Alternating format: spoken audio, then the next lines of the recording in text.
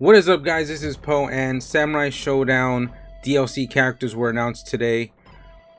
Rimururu is coming out in August, Basara October, Kazuki in December, and Wanfu in February of 2020.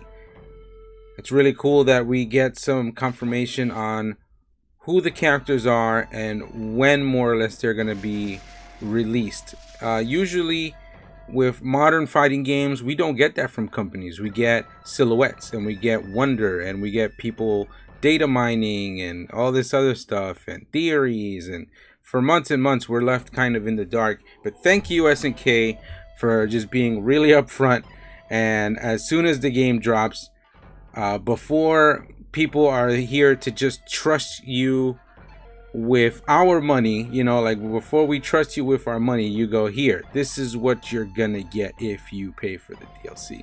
Now, if you're like me and have the game already, all this stuff I'm looking at on the screen is free for me, right? So you got till the 30th to get this stuff for free, which is awesome. So Rimururu had an E3 trailer. So I'm not gonna really talk about her. I already broke her down in that trailer. She's pretty much a zoner. With ice shenanigans, with slipping and freezing and all that stuff. But I want to talk about more the guys that were announced today. So Basara, very, very elusive, keep away kind of character. If you are familiar with Earthquake's normals, he kind of have Earthquake's normals because he has that long chain and he throws that giant shuriken. And he could actually use it as a projectile or as his hard slashes or medium slashes in the air and in the ground. He's got stuff like a teleport when he dashes. He's got like a teleport from underground, NRS style, like Noob Saibot kind of teleport where he grabs you from underground. He's got a ninja wall jump because look at his ninja pants. Of course, he's gonna have a ninja wall jump. He's got feints where he projects his body forward, but it's not actually him. You could project it like if he's jumping diagonal up at you, down, back, forward. Like he'd be walking forward and you think that's him, and you press a button and it's not actually him. It's really cool stuff. He's a really tricky character. He's even got a command grab and a slow moving projectile to help him apply all of these other tools, right? He's got a lot of stuff to him, and I think a lot of people we're really wanting this character to be there because he's a character that kinda has so much to him that you're gonna see a lot of different playstyles from a lot of different pros when they get their hands on this character. Kazuki has like a standard fireball, standard command grab kind of thing, but his interesting mechanic is that he can charge up damage. So basically, he doesn't move.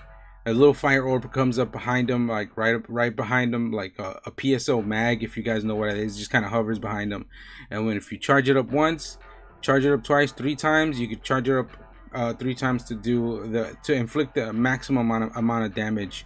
And you can see that when you see the fireball and you try to throw it, it gets bigger, and the explosions get bigger, and all that stuff. He's got almost like a weird defensive move where he's got explodey pants. I don't know what to call it, but it's like his pants are the only things that are left over and they explode, and he's like fine behind him. I don't know how he has all these pants.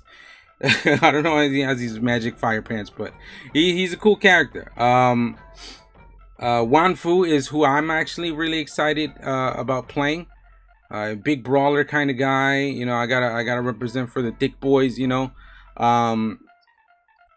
He's actually one character in the series since the beginning that has had a change in weapon.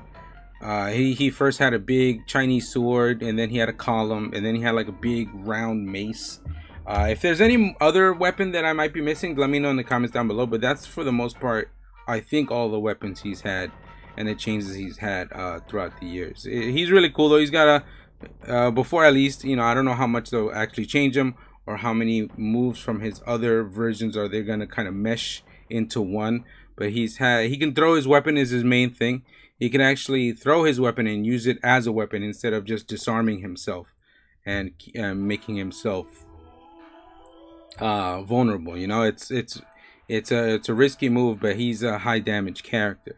He gives himself rage too. Like if he holds that column in front of himself, and he could, if the opponent's close, they get hit. But as he's hitting his head, he builds rage off of that. I don't know if they'll add that for this game, but I think it would really be cool.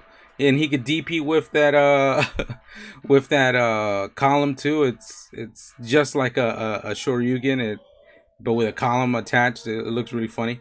Yeah, so let me know, guys, what you think down below about all these characters and who you'd want instead, because I know David and I have our own personal preferences.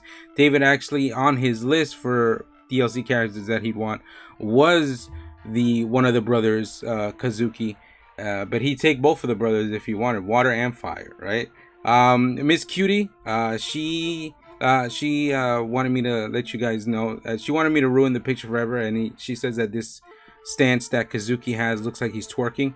I apologize, but I can't be the only one that can unsee that. But thank you very much for listening, guys.